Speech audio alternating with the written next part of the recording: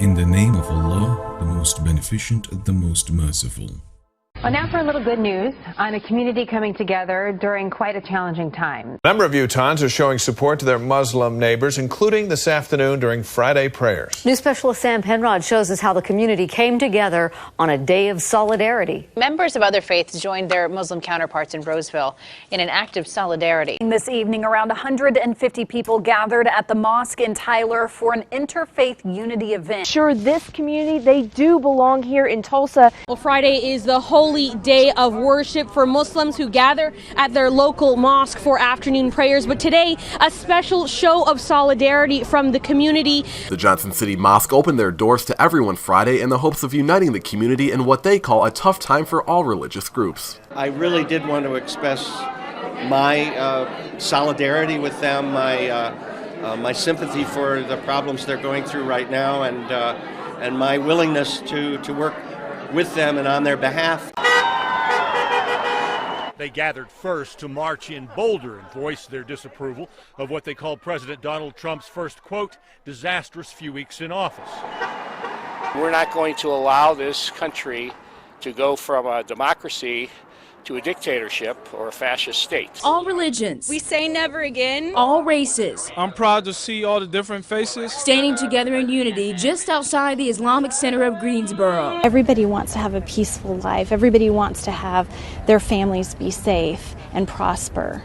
And so we need to recognize those needs, regardless of what our political position is. We are called to be a people of love and justice, not a people of division and wall building and bans. Refugees make America great. I am from Syria.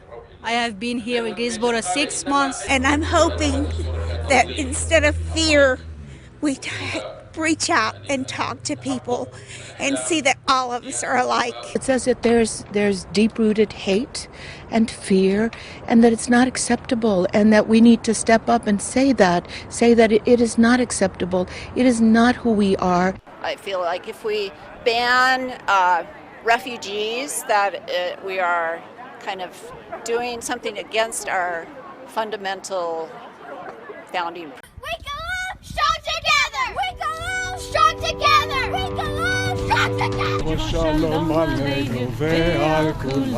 A similar scene at mosques all across the GTA.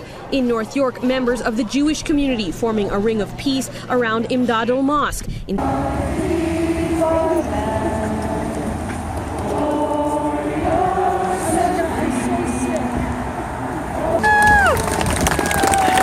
Mashallah. This is awesome.